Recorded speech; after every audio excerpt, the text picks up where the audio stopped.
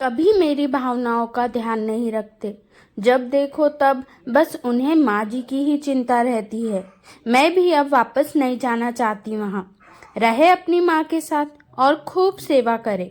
ससुराल से लड़ झगड़ कर मायके आई बेटी की भुनभुनाहट विभा जी बड़ी देर से सुन रही थी। बात कुछ खास नहीं थी, वही घर गृहस्थी के छोटे मोटे मनमुटाव और खींचतान। जब बेटी अपनी भड़ास निकालकर चुप हुई तब विभा जी ने बोलना शुरू किया। हम जब सब्जी लेने जाते हैं तो जितनी सब्जी चाहिए उसके लिए क्या करते हैं? उनके इस अजीबोगरीब सवाल पर बेटी अचकचा गई।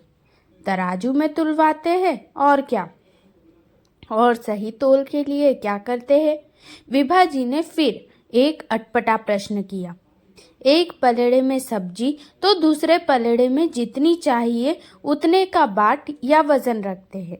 बेटी झुंझला कर बोली, अगर हमें 1 किलो सब्जी चाहिए तो क्या 200 ग्राम का बाट रखने से मिल जाएगी? विभा जी ने एक और प्रश्न किया बेटी से। कैसी बचकानी बात कर रही हो माँ? 200 ग्राम के बाट रखने से भला 1 किलो सब्जी कैसे तुलेगी? बेटी अब सचमुच झुंझला गई थी।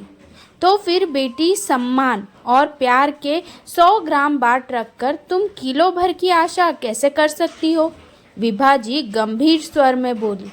क्या मतलब? बेटी हकबका गई। मतलब ये कि रिश्ते भी तराजू की तरह होते हैं।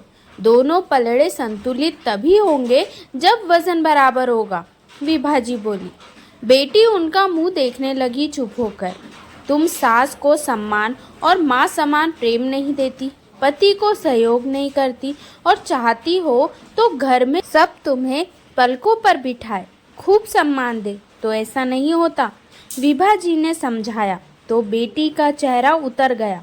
जितना प्रेम सम्मान ससुराल वालों से चाहती हो, पहले अपने पलड़े में उनके लिए उतना रखो, तभी रिश्तों का तराजू संतुलित रहेगा। बेटी की आंखें भर आई। अपनी गलती वो समझ चुकी थी। विभा जी द्वारा बेटी को ससुराल के संबंधों के बारे में जिस तरीके से समझाया, ये तरीका उचित है और हर माँ यही चाहती है कि उसकी बेटी का घर बसा रहे। कोई भी माँ घर नहीं तोड़ना चाहती अपनी बेटी का। अगर आपको कहानी पसंद आई है तो आप चैनल को सब्सक्राइब और वीडियो को लाइक और शेयर करना ना भूलें। धन्यवाद।